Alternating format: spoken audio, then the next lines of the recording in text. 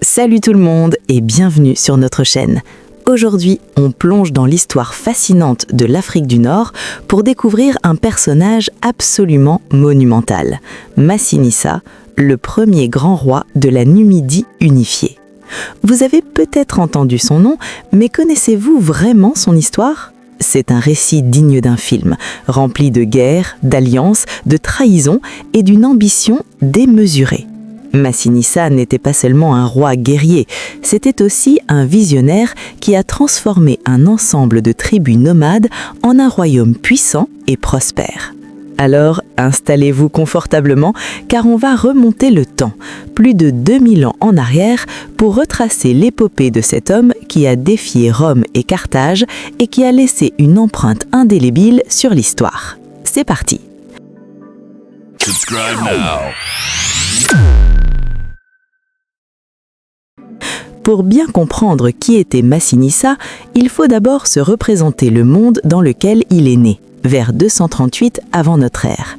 À cette époque, l'Afrique du Nord n'était pas un seul grand pays.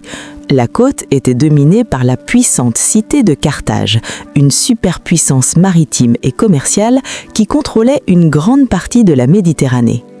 À l'intérieur des terres, c'était le territoire des Numides, un peuple berbère divisé en de nombreuses tribus, principalement regroupées en deux grands royaumes, les Massiles à l'est et les Masaciles à l'ouest. Massinissa était le fils de Gaïa, le roi des Massiles. Il a donc grandi en tant que prince, dans un monde où la loyauté était fragile et où les alliances se faisaient et se défaisaient au gré des intérêts. Dès son plus jeune âge, il a été envoyé à Carthage pour parfaire son éducation. C'était une pratique courante pour les familles nobles des royaumes voisins. Il y a appris l'art de la guerre, la stratégie politique et il a découvert la culture punique, ce qui lui sera très utile plus tard.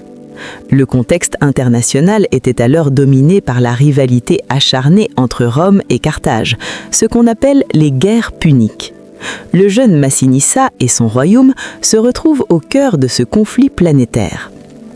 Au début de la deuxième guerre punique, son père, le roi Gaïa, s'allie à Carthage. Massinissa, alors un jeune commandant talentueux, mène la fameuse cavalerie numide réputée pour être la meilleure du monde antique. Il combat aux côtés des Carthaginois qu'en Ibérie, l'actuelle Espagne, contre les armées romaines. Il y remporte plusieurs victoires et se forge une réputation de chef militaire redoutable. Mais la situation va basculer de manière spectaculaire. Pendant qu'il est en Espagne, son père Gaïa meurt. Le trône des Massiles, au lieu de lui revenir, est usurpé par un rival, soutenu par Syphax, le puissant roi des Masaciles de l'Ouest. Et pour compliquer le tout, Syphax, qui était initialement allié à Rome, change de camp et s'allie à Carthage.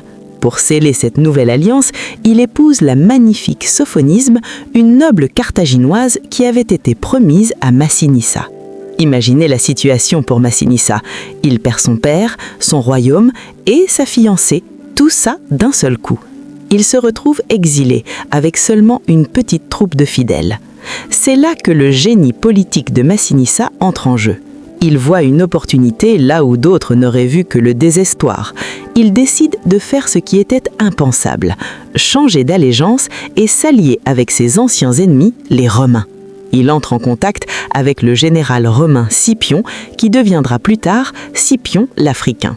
C'était un pari extrêmement risqué, mais un pari calculé. Scipion, de son côté, comprend immédiatement l'avantage d'avoir la meilleure cavalerie du monde à ses côtés. Une alliance est scellée.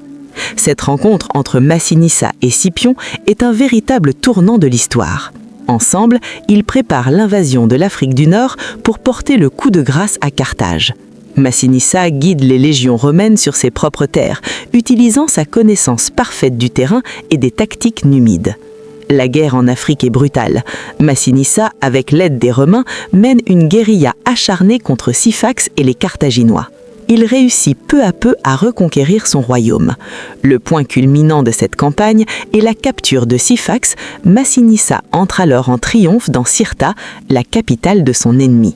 Et qui y trouve-t-il ? Sophonisbe, son ancienne fiancée, devenue l'épouse de son rival. L'histoire devient tragique. Massinissa, toujours amoureux, l'épouse sur le champ pour tenter de la soustraire à la captivité romaine. Mais Scipion n'est pas dupe.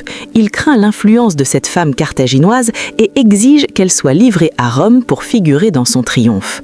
Coincé entre son amour et son alliance vitale avec Rome, Massinissa prend une décision terrible. Selon la légende, pour lui éviter l'humiliation de la captivité, il lui envoie du poison qu'elle boit courageusement. Cette histoire, qu'elle souhaite entièrement vraie ou romancée, montre la complexité des choix auxquels il était confronté.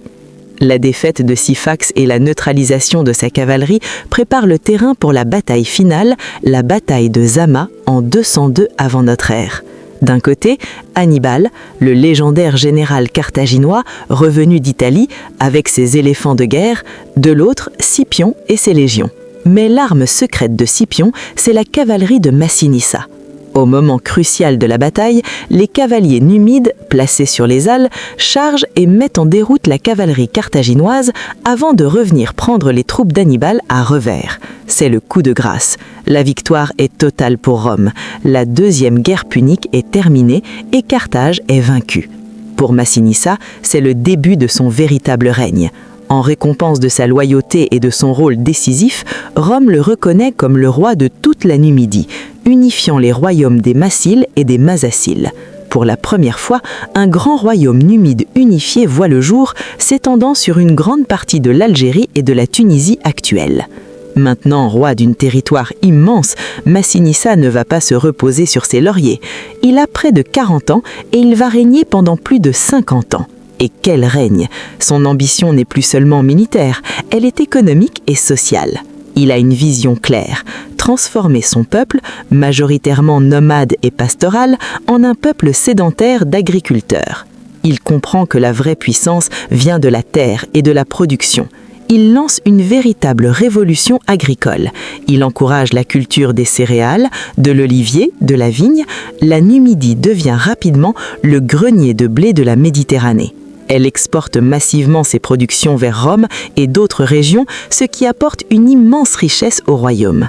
Il fait de Cirta, l'actuelle Constantine en Algérie, sa capitale et en fait une métropole florissante, un centre culturel et économique majeur. Il fait même frapper sa propre monnaie, un symbole fort de souveraineté. Massinissa était aussi un politicien très habile.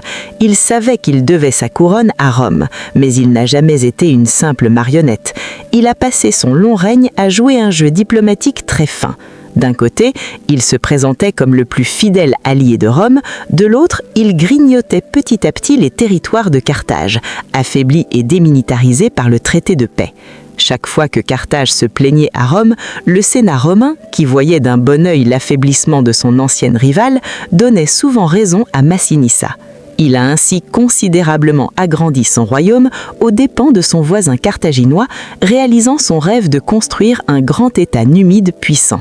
Son but ultime était peut-être même de s'emparer de Carthage elle-même pour en faire sa capitale. Il a toujours agi avec une grande prudence, repoussant les limites de ce que Rome pouvait tolérer sans jamais franchir la ligne rouge qui aurait provoqué une intervention directe. La fin de sa vie est aussi impressionnante que son commencement. Massinissa est mort en 148 avant notre ère, à l'âge incroyable pour l'époque de 90 ans. Selon les historiens, il était encore capable de monter à cheval et de mener ses armées jusqu'à la fin. Il aurait eu de très nombreux enfants, assurant la continuité de sa dynastie. Sa mort survient juste au début de la Troisième Guerre punique, le conflit final qui verra la destruction totale de Carthage par les Romains. C'est peut-être un de ses derniers coups de génie. Ses provocations constantes contre Carthage ont contribué à pousser Rome à détruire définitivement sa vieille ennemie, laissant le champ encore plus libre à la Numidie. Son héritage est immense. Il est le père fondateur de l'État numide. Il a montré qu'un chef berbère pouvait non seulement unifier son peuple, mais aussi créer une nation prospère et respectée sur la scène internationale. J'espère que ce voyage dans le temps vous a plu. Si vous avez appris quelque chose, n'hésitez pas à laisser un pouce bleu, à partager la vidéo et surtout à vous abonner pour ne pas manquer nos prochaines explorations historiques. Dites-nous en commentaire quel autre personnage historique vous aimeriez découvrir. Merci de nous avoir suivis et à très bientôt.